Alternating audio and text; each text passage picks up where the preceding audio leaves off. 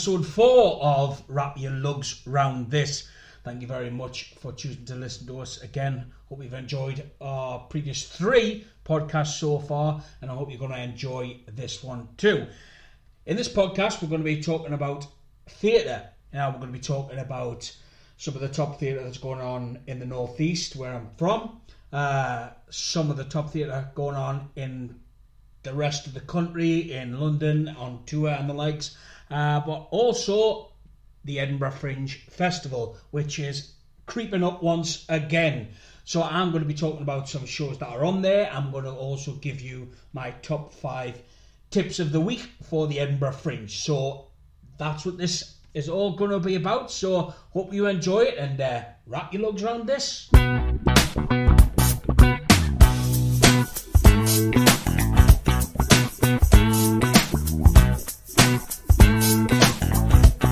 First things first, I want to talk about the news that Once the Musical is making a return. Yeah, I read that yesterday, day before, maybe. Got me excited to see that Once will return, because it's one of my favourite stage musicals for many reasons. I love the film of the same name, which was released about 2007, written by Glenn Hansard, who some may remember from the 90s film, The Commitments. I think it's 90s. Yeah, I'm going to say 90s. And again, one of my favourite films of all time. Glenn was in that. He played the guitarist in The Commitments. So he wrote the music and starred in the film as well. Very talented musician and songwriter. To liken him to someone that you may know a little bit more of, Damien Rice. That kind of singer-songwriter. But the songs in the show and in the film as well are just absolutely stunning. Thoroughly enjoy that score. And on stage, it's just a breath of fresh air that, you don't have big expensive sets swinging in from here, there and everywhere. It's just one static set, and all the actors play instruments themselves. They swap instruments, which just makes it for something totally different and thoroughly enjoyable. So I was very excited to see that shall return in 2020. So maybe I'll talk about that a little more when the new year rings in. But for now, I want to talk about a play called Bobby Robson Saved My Life. Now this is a northeast based production, but it is touring as well. So I'm just going to talk a little bit about that. This is created by local writer to us. He's a Jarrah lad. That is Tom Kelly, someone who I've known for a very long time, have a lot of respect for and learned a lot from. Yeah, Tom is a northeast writer, has written many poems, short stories, plays and musicals, some of which have premiered in the northeast, like The Machine Gunners, which I was part of. I've spoke about at length in other productions, so I'll not bore you with that. Tom and Catherine the musical, Dan Dare the musical. But his new play is about real-life legend Bobby Robson, someone who is loved throughout the world, especially in the northeast. Now, I was part of a night to celebrate Bobby Robson. Robbie Robson. Where did Robbie Robson come from? That's called, we'll call him up here because we know him that well. It's Robbie Robson. But yeah, I did a night to celebrate Bobby Robson a few years back at the Sage in Gateshead, and it just blew my mind as to how well loved he was in various fields of entertainment, in life. He touched so many people. So that celebration night at the Sage really opened my eyes to see how he wasn't just loved by us in the northeast. He was just loved by everyone. And this is a play that's set to show that. This is based on 3 different characters, and how their lives were affected and changed by Bobby Robson in various ways. So that's set to kick off at the Customs House in South Shields. Then it'll go on to the Tyne Theatre and Opera House, and then it'll make its way down to Ipswich at the Regent and Corn Exchange. So that's something I'm very looking forward to seeing myself. It is produced by Ion Productions, Quayside Productions, in association with the Customs House, where it is starting its life before it goes on tour. So if you're in South Shields, if you're in Newcastle, if you're in Ipswich, please get along to see that. I'm sure you're absolutely going to love it. So get your tickets for Bobby Robson Saved My Life. Tom's a great writer, writes with so much heart and passion that you can't help but be drawn into any piece that you go see by Tom. And the other creatives around it there are great. Gareth Hunter at Iron Productions, and also Charlie Richmond at Quayside Productions. So you're in for a real treat with these guys and this production that is soon to be on tour. So there's various dates for those productions, but it does kick off at the Customs House first on Tuesday the 16th of July to Saturday the 20th of July. Okay, so please do check it out. Look it up online, book your tickets. Now you're in for a real treat.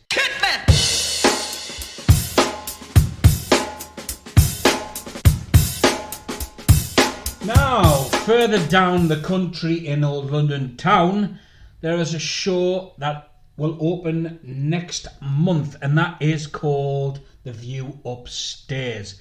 That opens July. Now, this is a musical that's causing quite a bit of buzz, for good reasons. The cast has been announced, and it's a fantastic cast.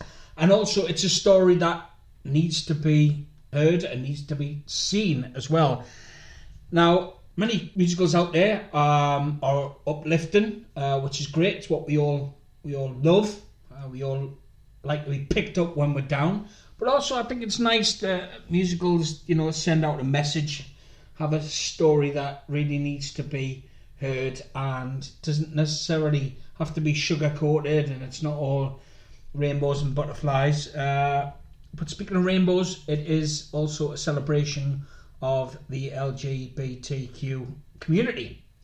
Now, this story, The View Upstairs, is based on a real-life shooting that happened in Orlando, Florida, back in 2016.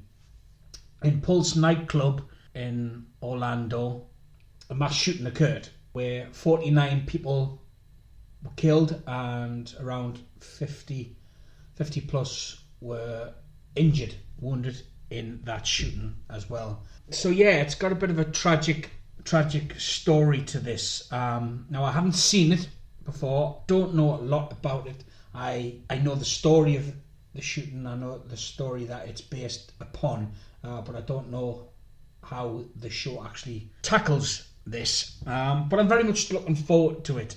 Again, I think stories like this need to be told, because this is happening far too often nowadays.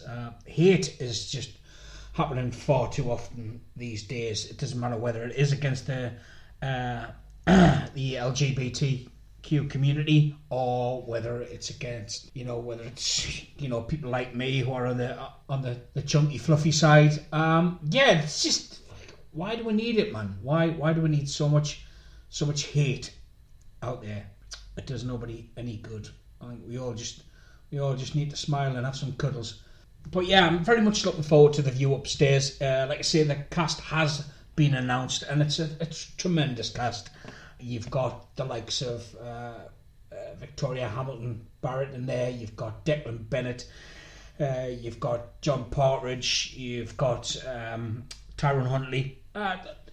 Lots of great talent there. But main reason that I'm loving this is John Partridge. Been a huge fan of John for a long time, since I had the old VHS recording of Cats. Even though, slap me now, Cats, it isn't up there with my favourite musicals, shall we say. But John stood out in that as Rum Tum Tugger. So since then, I was a fan of John, and I got to see him in Notre Dame de Paris, which is my first time seeing him on stage, and I was just blown away by John's stage presence and voice. I know I talked about in the last episode about people having non-musical theatre voices, and I think for me, John was one of those first guys that really stood out with a voice that didn't sound like anyone else. It was just totally unique, and just was able to knock the back wall out with that voice. So yeah, I'm very, very excited to see him again, because I haven't seen him since last Edinburgh Festival, when he had his one-man show up there, which was just absolutely tremendous. So yeah, really looking forward to seeing John again before he goes off into Cabaret. It's just been announced that he will play the part of MC in Cabaret when it goes on tour for Bill Kenwright Productions. Now another guy I'm excited to see in this is Declan Bennett. Now I spoke about once at the beginning of this episode, and Declan was the first guy I saw in that in once, and again thoroughly enjoyed him. Great voice, great stage presence. Just had a really nice charm about the way that he played the character, which I thoroughly enjoyed. And this was pre Declan's EastEnders role, which he then went on and had a great run in EastEnders, as did John himself, two ex-EastEnders alum there. So yeah, those two guys I'm particularly looking forward to. I mean, I'm looking forward to seeing everyone, but those two in particular, because they have a special place in my heart. So yeah, I'm really looking forward to the view upstairs. I'm going to travel down next month to see it, and I hope you guys do too.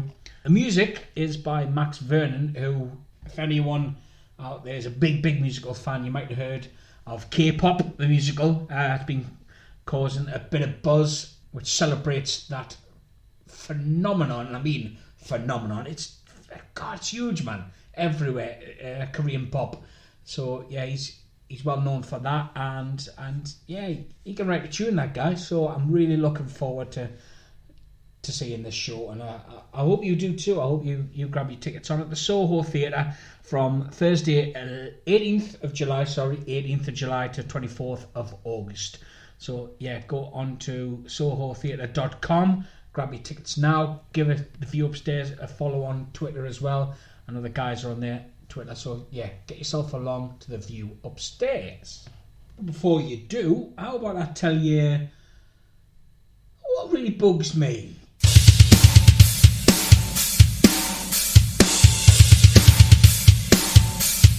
It bugs me. People that come to the theatre to eat crisps, people that come to the theatre to talk, people that come to the theatre to unwrap noisy sweets in your wrappers. Why? Why would you pay top-end money? You know, for some shows, you're paying a couple of £100, couple of $100 for a show. So why would you waste your money if you're just going to sit there and you're going to have a conversation? Why? Just go home, or just stay at home. Jesus, just stay at home, okay? Have a conversation between yourself. Have Netflix on in the background. You're not disturbing anyone that way. You know what I mean? Just have some respect. I mean, it's disrespectful to the performers on stage in the theatre. It's disrespectful to the front of the house. It's disrespectful to the audience that are sat around you. Just don't do it, man. Sit there, watch telly at home, talk as much as you want, eat as much crap as you want. Just stop, leave it at home. Don't bring it to the theatre, man. It just annoys everyone. And turn off your phone. Jeez, you get enough announcements. Just turn off your phone. Have a little bit of respect for where you're at. Bugs me.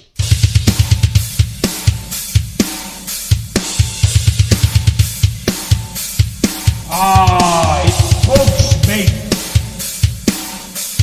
Now, enough of me ranting. I think it's time to chill out, calm things down with a little interview. I caught up recently with an actor from the northeast of England called Steven Stobbs. He popped in, we had a few beverages, we talked all things theatre, how he got into theatre, what he loves about theatre, what he's up to in theatre. So yeah, this is my interview with Mr. Steven Stobbs.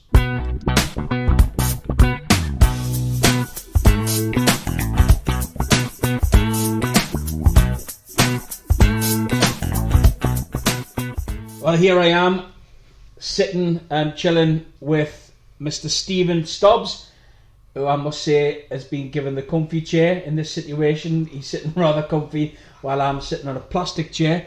So, hello, Mr. Stobbs. How are you? Are you comfortable? I'm very well and very comfy. If only you could see him. He's sitting here so comfy in a big ass chair, with a bottle of Bud Light. And now, I was putting his feet up. There we are, hey. There we are, get comfortable. So, yes, Mr. Stobbs has joined us for a little bit of a chat. We're going to hopefully talk about all things theatre, his love of theatre, his history of performing in theatre, his loves in theatre, what he likes to go see, his favourites. We're going to talk about the Edinburgh Fringe Festival as well, and we're going to also talk about his upcoming role in the 39 Steps, which is on at the Tyne Theatre in Newcastle. Yes. I was going to say it at Tyne Theatre and whatever the name is. It's been Millvolo, it's been... The Journal. Time. So we'll just stick to the Tyne Theatre. Theatre. Everyone knows that as the Tyne Theatre, so we'll go with that. So thank you very much for agreeing to do this, being part of podcast episode 4. So yeah, we'll just we'll swing straight in and say theatre. So you're in theatre. Yes. Is it your first love? Like John Miles sang, music was my first love. Is theatre your first love?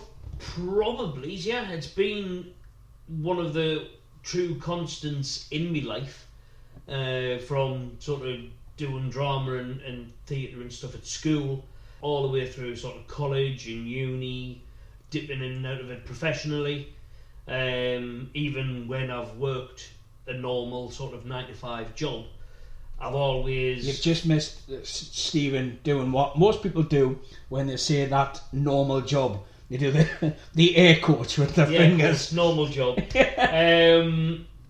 I've always found a way of still trying to maintain some form of connection to theatre, whether it's performing in it or helping out some way, shape or form, just being involved.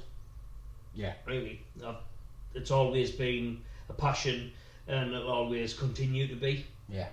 Well, can you remember your first performance? Was it a school thing? Because I remember mine was Nativity. Primary school for me wasn't a nativity. It was, they used to do like a kids' school panto. In my first year, there was a part of the panto where all the kids would have an opportunity to do something that they, like a little talent show in the midst of this. So it was like there was a dinner party scene type thing, and then people would come on and do a little bit. My first one, I sang a song called "We're All Going on a Lion Hunt." It was a song that I learnt when I was in the Cubs or the Beavers, whichever it was. Can you remember it?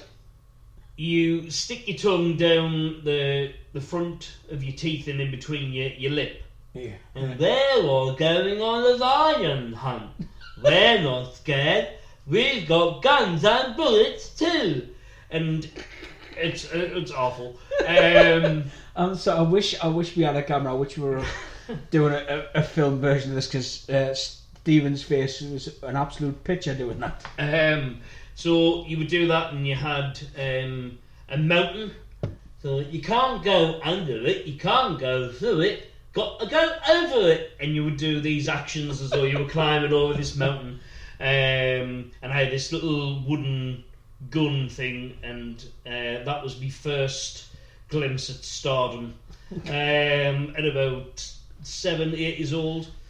And then my first actual bit part, I was Musker the Fly in Hego Sego, which is a panto based around a circus.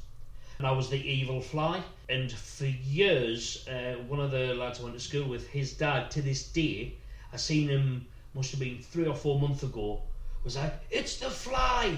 I'm 34-year-old now, and I'm still known as the Fly. Not Jeff Goldblum Fly, but the Fly. No, you could be called worse, couldn't you? I could be called worse, I have been. But yeah, that was my first sort of real sort of chance at theatre, and that was when I was in year 6, and then when I went to Pennywell School, then I really sort of fell in love with it when we did Oliver Twist, and I was Mr. Bumble. Yeah, it was my first comprehensive school show was Oliver, and I played Bill Sykes. I can say that now. Well, I look right now because I'm this stocky. Well, I'd say it's stocky. I'm fat. Stocky. We'll go with Stocky or Fluffy. But I did it with an Australian accent because at the time I couldn't do Cockney accent. So Can you do Cockney now? I can do Cockney now, but what it sounded like was, there's a line when he says Fagin looks worried. Yeah. And it came out as, like, when I said it, it was like, Fagin looks worried. I may as well have said Castlemaine Forex on the end of it, Good on, mate.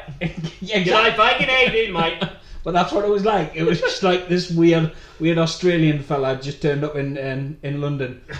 But then things moved on, and you became professional. Mm-hmm. And your first professional gig was Fine. Fine.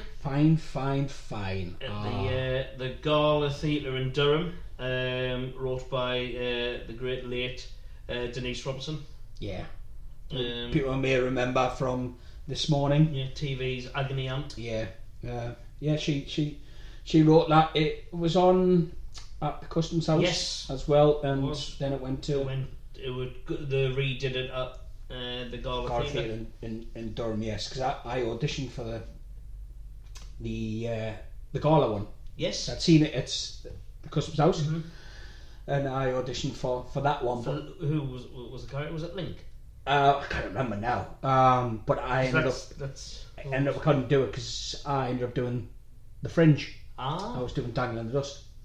There you are. So I didn't end up doing it, but I remember being at the Fringe and getting all of the theatre gossip from Fine while I was at the Fringe from Neil.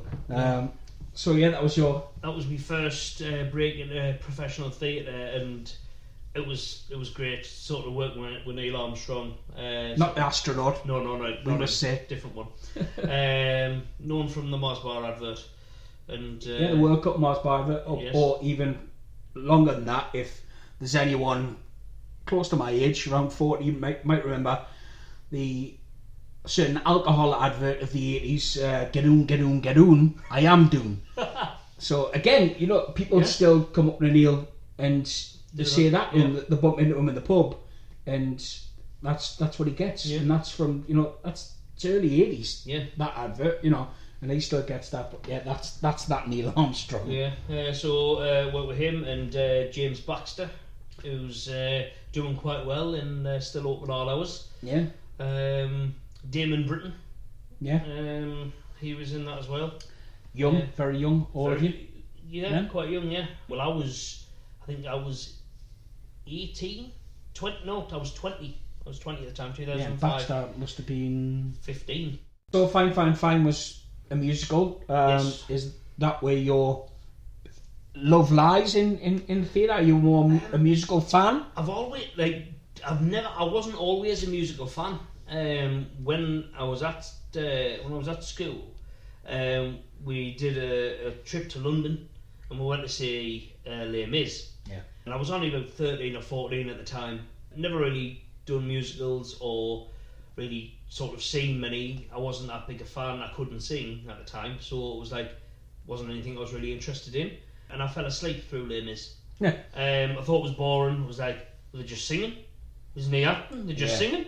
And it wasn't until now, if I went, I'd be in awe. You know what I mean? I'd be singing along. I'd probably get kicked out. But it wasn't until sort of later on, till probably college age, that I sort of got into musicals, and my first one there was West Side Story. And I was 20. So musicals was something that I came into a little bit later. I always loved acting and wanted to do plays, but musicals was something a little bit later that come in. That's Stephen's phone just buzzing there. He forgot to read the sign on the door that said all phones must be turned off. But I was late in life coming into musicals myself, and it was Blood Brothers that did it for me. I went to see Blood Brothers at Sunderland Empire back in the 90s, and that was purely because the girl I was with, girlfriend at the time, she was obsessed with musicals from a very young age. Her dad used to take her down to London regularly to see musicals. He used to work down there and stuff, so she was introduced from an early age, and she got me into musicals, and she told us to come and see Blood Brothers, because again, I'd heard a lot of musicals and not a lot of them clicked with me. Yeah. But I'd heard the soundtrack of Blood Brothers and something grabbed us about that. I think it was the simplicity of the songs. Yeah. Whereas you can listen to a lot of musicals, especially back in the day, and they were very complex. Les Mis is complex musical, and I found the simplicity of Blood Brothers easier for me to grasp a hold of. And when I went to see it, the story was grabbed me. Working class kind of lads. It's set in Liverpool. I lived that life. Your parents on the Never Never. You know what I mean? You're getting stuff out the catalogue that you can't afford to pay. But you get it, and you get it for your kids because you want your kids to have something. So everything about it, it got me.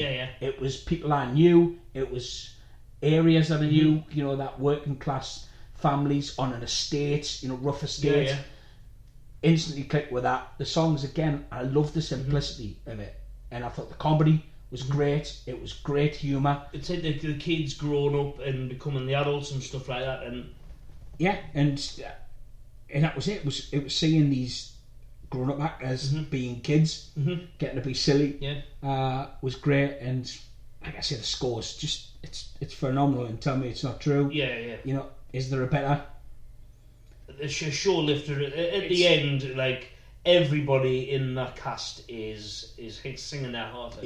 I mean, as an end of a musical, it doesn't get much better. Any better, doesn't so that was the one that got me, because I was listening to the old tapes, and I was reading stuff about Con O'Neill, like kind of old school Mickey, who was in Chernobyl at the minute, and him, Warwick Evans as well was Mickey in the narrator. Those are the voices I was used to. I went to see that, and I mean, I think I've seen it 36 times. Really? That's West End and touring. I think I've seen it maybe sort of 10 or 11 times. It's one of my favourites. 36 times. When I was living in London, it was on at the Phoenix. So I would go in on a weekend, and I would see it on a weekend, like pretty much every weekend. I would see what cheap tickets they had on the day, and I would just go and see it most weekends. So I got to see it in the West End more times than on tour. Do you still cry at the end? I've only not cried once, and that was a touring production, and it was the Empire, and it was because the cast were just not good. I'm not going to name names, but it just weren't good. You weren't invested in it. No. If they're not in it, we're not in it. And that was the only time, once out of 36 times. I've cried every time, even though you know it's coming. You're still bubbling because you know. That last 10 minutes, that 15 minutes, the rally into it. You dragged along. You can't help but get lost in it, and you get good performers in that, and they'll drag you kicking and screaming. You'll be like, nah, I'm not going to cry. Nah, this is the time. Tell you, I'm not going to cry. I've seen it 34 times now. Not going to cry. But if the cast is good, the material is good, you're going to get dragged along. As soon as you've got Mickey at the end there, you, I could have been, and that's it. Like, it's just like, you just start crying. So, but that was it for me. That was the introduction to musical theatre, and that's where my love of it kind of kicked off. I mean, I think the great thing about theatre is, doesn't matter who you are, sort of what background you're from, there's always something for everyone. And that was one of the things that I noticed when we were at the Fringe. Like, there was so many different aspects of theatre.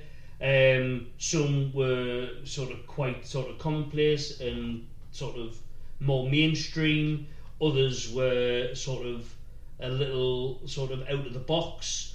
Some of it you sat there and went, what am I watching? But thankfully this is a free show because I'll be wiping out. That is the beauty of the Fringe, though, isn't it? And then there was when we said the Elvis Dead, when we went to see that, absolutely brilliant. Sort of the music of Elvis, Evil Dead, clash the two together, and it worked. You know what I mean? So whether you were an Evil Dead fan or whether you were an Elvis fan, you're gonna love it either way. You know what I mean? If you're both, then jobs are good. Ticks all the boxes. Well, funny enough, I was going to move on to the Edinburgh Fringe. No, you so that was a nice little link. majestic little segue there. Chin chin. So yeah, Fringe. You were there last year. Obviously, you mentioned Elvis Dead. The show based on Evil Dead through the music of Elvis Presley. Was there anything else there that stood out for you last year? There was a good couple of comedians. I can't even remember the names of them now. But there was a couple of comedians that I'd never really heard of. Obviously, I can't remember them now. But Brendan Burns was brilliant. I'd heard of him, but I'd never sort of experienced him live. It was fantastic. Probably one of the bigger things that I really enjoyed was Timson the musical. Yeah, it was just like a mixture of Romeo and Juliet. Done in the style of Timson the musical. They're using Timsons, using the keys. If you don't know, Timsons is a shop that mainly does key cutting and shoemaking. It's a blended shop. So it's based on a story of how the company came together. You know, not really. It's kind of it's tongue in cheek how it is. How one side wanted to do keys or little swords as they called them, and the other side wanted to do shoes, and that's where the Romeo and Juliet kind of aspect comes in. But yes, they do. It is a shop, well-known shop. And the family themselves are lovely. They came along to many shows, one of which that we were in. So the Timson family themselves were there, and they supported the show thoroughly. So I follow a couple of the actors who were in it on sort of Twitter and Facebook and stuff, and it's still going. Yeah, it is. Different cast. I think there's a couple of original from last year's Fringe, and then some new ones. And it's great to see because the type of show that it was perfect for the Fringe. And we even said, apart from the Fringe, where could this go? And obviously they're making it work, and rightly so, because the music in it, the performances, the script and stuff was great. It was proper good sort of family show. It was a really good laugh. I really enjoyed it. Yeah, that was one of my highlights as well. Did we see it twice? I think we did. We saw it twice. I think we did. Eilish saw it many more times. Many times, yeah. And they came to see our show, yes, the big time as well. So it was all reciprocated. And that's the thing about the Fringe is, you can make connections, you can network, and you can make friends, and people are very supportive. You go to see someone's show and speak to them and get to know them, and they'll come and see you. That's what I do love about the Fringe. Because we were in C venues on George Street, wasn't it? And is that one? George Yes, Street? George Street. Yes. And the people who were also doing shows in our venue, they came to see us, and we went to see them. There was the one with the three Irish lassies. What was that? I can't remember what it was called now, but that was brilliant as well. Oh, I can't remember the title of it. They were on just before us as well. Just before us, and it was fantastic. Yeah. The guys from Splashback, they came to see us. Yes. A multitude of times. Yeah. And I saw this a few times as well. So yeah, and Javier, was it Butterfly? Yes, the young comedian lad. So yeah, everyone's dead supportive at the Fringe, which is fantastic. And if anyone's going up this year, if any performers are going up there, don't be afraid to make connections. Don't be afraid to reach out on Twitter, on social media. Don't think twice. And meet the people. Talk to people. Go see their shows. Wait for them after the show. You're not there to kiss ass. You're not there to fangirl over people. Just make those connections. Say hello. and they'll come and see you, and it's bums on seats, and it's Exactly. it's word of mouth. They'll go on Twitter, they'll go and tell people if they've come and seen your show and enjoyed their show, and that's what you want. A lot of it is word of mouth at the Edinburgh Fringe. If you enjoy it, like, plaster it all over social media. If you don't enjoy it, then just keep quiet. Or just use it, Yeah. still use that as a tool. This wasn't very good, but this was brilliant. Go see this. So we'll move on to what you're doing now. At the moment, yeah. Which we mentioned is the 39 Steps. 39 Steps, yes. Which is a well-known Hitchcock film. It's been adapted for the stage, and it's a four-hander. So you've got Richard Hannier, who's the main protagonist throughout the film, who finds himself sort of captured up in basically like a spy story, and throughout it he's got three love interests, who's all played by one actress, and then everybody else who they meet on their journey is played by the clowns. And I'm one of the clowns, and I think I play something like 11 or 12 different characters, and it's great just to have a laugh with them and try and hone your skills as a character actor, really. And see what you can do, certainly with accents, because the main bulk of it is set in Scotland, so there's like sort of at least 5 different Scottish accents that I've got to try and attempt. You know what I mean? Down here, they probably sound great, but I'm sure if we did this at the Fringe, a lot of the Scots would look at us and probably give us a good slap afterwards.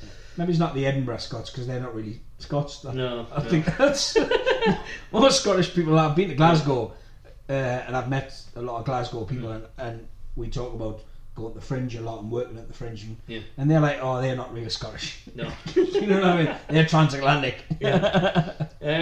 But yeah, it's a great show. It's on the 22nd of June. That's this Saturday.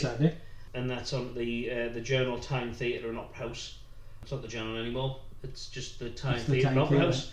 You know what I mean? It's had that many names. I've said before. And it's going to be a great show. It's done by Theatre Creative, which are a relatively new company. Where they're based? They're based sort of Sunderland, Durham way, and they've decided to do this as their first production. I actually did it 7 years ago with Gary Ward, who's sort of the main producer at Theatre Creative, and we did it at the Infinity Theatre Bar in Sunderland. It was the theatre restaurant, and then got turned to Infinity Bar, and that was a good few years ago, like 7 years ago. Me and Jay, who plays Richard Hannier, like sort of coming back for it, and we've got 2 new cast members, Laura Brown and Ryan Smith, who was a little stand-up comedian a few years ago. Yes, I know. I know the lad from the stand-up days when myself and Ian Cunningham used to run a comedy club. Ryan was just young, 15, 16. I think he was very young when he used to come into our club and stomp the old comedy boards back then. So there's only the 4 of us, and it's gonna be good.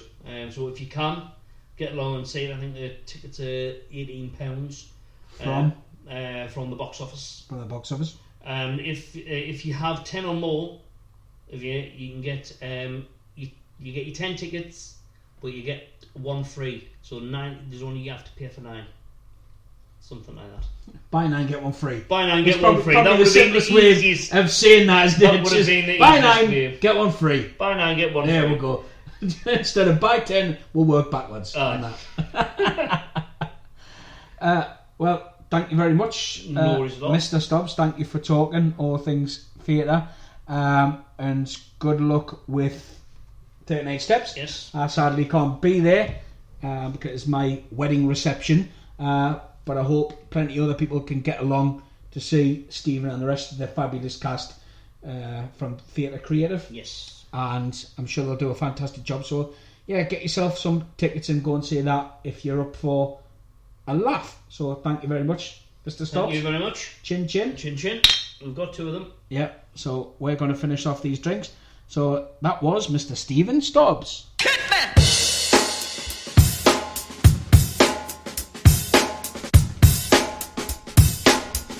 Well, thank you very much to Mr. Steven Stobbs for popping by for a couple of bottles and a little chat and tell us all about his love of theatre and what he's up to at the minute. Remember, 39 Steps is on tomorrow. This will be going out on Friday, so tomorrow 39 Steps hits the Time Theatre and Opera House in Newcastle upon Tyne. If you're up for a good laugh, then please do get your tickets for that. I'm sure you won't be disappointed. So good luck to Theatre Creative and all the cast and crew up there for tomorrow night. Now, moving on to another little regular spot that I'm trying to keep going. This is my recommendation of the week.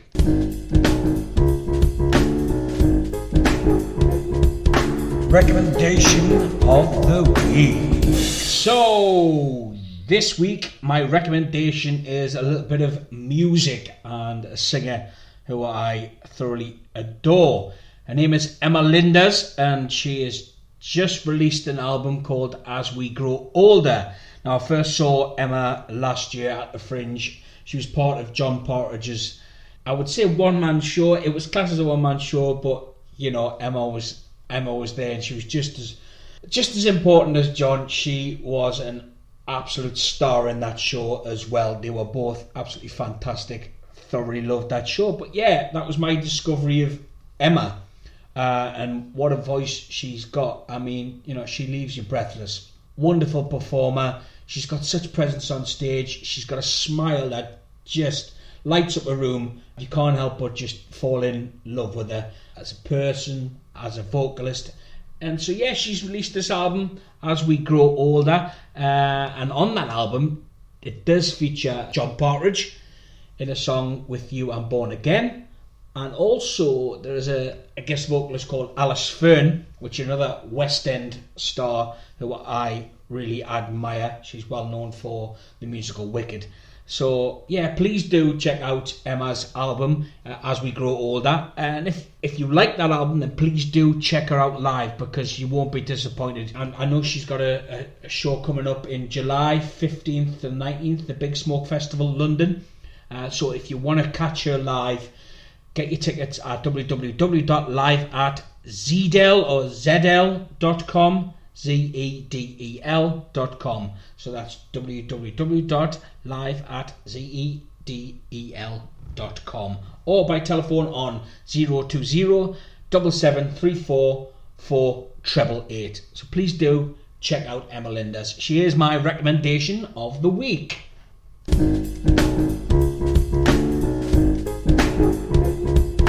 Recommendation of the week.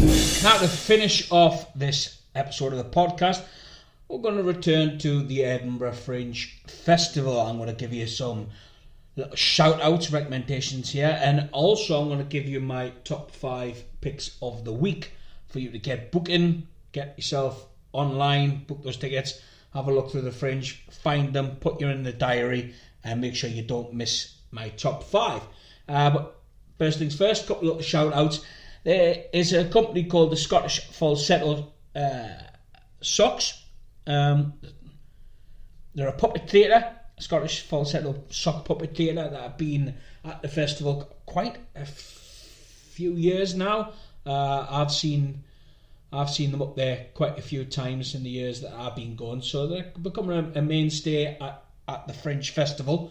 So if you are interested in something a little bit weird and wonderful, and you love a bit of sock puppet theatre, or sock manipulation, sock comedy, anything you just like, hey, if you're just into socks, then do check it out, because they are on at 9:30 every night at the festival at the Gilded Balloon. So check them out. Also, an honourable mention, we have Drunken Brainstorm company, who have their new production, How to Mend the World with a Student Play. Now, they are premiering that show at the Edinburgh Fringe this year at the Space. So please do, if you fancy checking that out, get yourself on edfringe.com and look those guys up. I think they're on at 9:55 from the 12th to the 17th. It's a 45-minute piece.